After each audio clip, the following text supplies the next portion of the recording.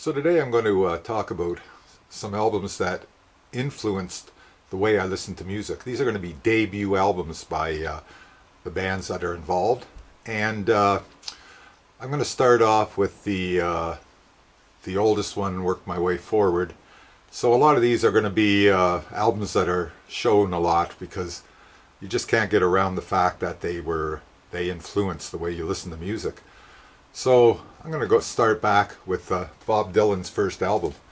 I didn't get this album until probably 65, and I got it from the Columbia Record House. Yeah, Columbia, whatever. And it sort of influenced the way that I listened to folk music, because before that I didn't really know a lot about folk music.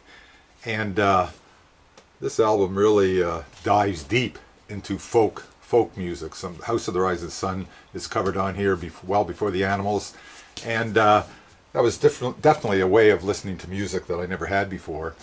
And this was the debut album in Canada, Beatlemania. But I mean, this was my major influence right off the bat. This is the first rock and roll album I ever heard.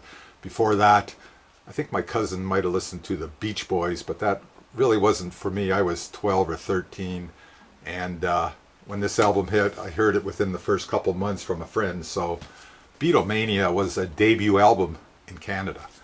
Next up, of course, you got to have Frank Zappa, Freak Out. I mean, you just can't you can't do a debut album without Freak Out. And I got this album kind of a weird way. I'm going to do a video on it someday because it has a little bit of story behind the way that I got this album. This is an original, and it's kind of beat up, but still worth the price of admission. I do have it on CD. So, and then next up came folk rock, and the Byrds, of course, with Mr. Tambourine Man. I mean, I listened to this thing until I literally wore out my original copy. It was totally Grind City, my little box record player, or whatever you want to call it, with the pennies and all that. Played a lot of this. I mean, it introduced you to folk rock. It wasn't a term before that, and all of a sudden there's folk rock. And I did listen to this. I mean, all the early any Byrd album almost, except for maybe the last one. And then we have The Whiter Shade of Pale, of course. And this album just proved that there's more to Procol Harum than Whiter Shade of Pale. This has Whiter Shade of Pale on it, and it's original Durham from Canada. It's distributed in Canada by London Records, but it's on the Durham ladle, and there it is. And I do have another copy of that, a reissue, and I don't know why they had to do this, but they sort of have to put the album cover within another cover. I don't really like that. So that's 67 basically, and then of course there's no rock and roll guitar players without Jimi Hendrix. I mean, this album, the first time you heard Purple Haze, it was like, you know, you can't get away from this album. There's no way. I mean, Purple Haze, Manic Depression. There was only one thing about this album that in North America they didn't put on Red House, and I don't know why. Well, I sort of do know why. They didn't think that a blues song would do very good in North America. I mean, come on. We needed to be introduced to the blues anytime it was available, and they just kind of left it off. And then we have Jethro Tall, his first album. This is still one of my favorites. I mean, I still listen to this album. If I'm going to grab a Jethro Tull, like I'll grab this album. Look at that picture. Oh, that's a great picture. Great live shot. It's kind of blurred out and neat though. And then introducing to more of the blues, we have Johnny Winter's first album, the Progressive Blues Experiment, and this is digging down deep into the blues also. We got a lot of great blues songs that he would cover later on in some live albums and stuff. So you got to have a little Johnny Winter. I saw him in '69, very early in his career, and thumbs up all the way.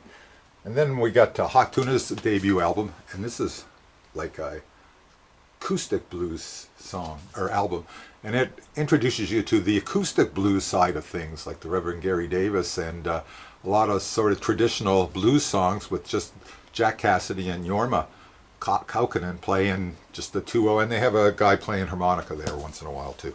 So that's Hot Tuna's first album. It's a must-have. There's a great instrumental on this called Man's Fate. It's unreal. It's just his guitar playing in that. And here's another one you got to show. Led Zeppelin, his first album. It was all over everywhere when it came out, and it was like there's the blues turned upside down and inside out, and rip off here and there. But who cares? I mean, this is an amazing album, really, still. And then another one you can't leave out of the formula for debut albums is, of course, King Crimson. When you first heard 21st Century Schizoid Man, bang! That's a song and a half. I mean, never heard anything like that before. And when I first heard it, it was like, what the hell is this? And after that, you're hooked. And then we skip ahead to 1970. That was 69. And we got John Lennon's first album. And for some reason, I left this out when I did my top albums of 1960 or 1970. I don't know how I missed it, but I did. And this album was on my turntable a lot. It's just a raw, emotional album. Well, well, well, oh well, and then it goes on, and it's like it's really exercise, getting rid of your demons, sort of thing, or trying to, anyways. And then last but not least, we're going to skip ahead to early 90s.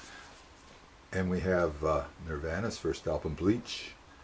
And after going through the 80s and really trying to search out some rock and roll, finally when the Bleach Nirvana hit, finally there was like a circle back to rock music, even though, I mean, it changed and everything, and then they called it alternative and all that nonsense. But this is still a great album, regardless of which way you want to put it. It's raw, and it's in your face kind of rock and roll, I think. I mean, it's influenced by all his demons too. So that's my little blurb on some debut albums. And I mean, you can't really leave out some of those because growing up, that's what I listened to. So long.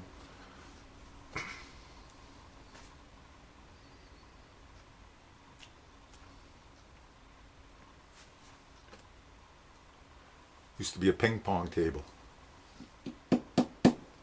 Now it's a record stand. Has been for, oh God, 40 some odd years. Oh yeah, it's about 45, 6, probably about 47 years. It's had records in it. Even when I purged, I kept some, enough to fill this, and then I got rid of some more, and just a couple of years ago. Stupid me. Anyways. From the ping pong table, so long again.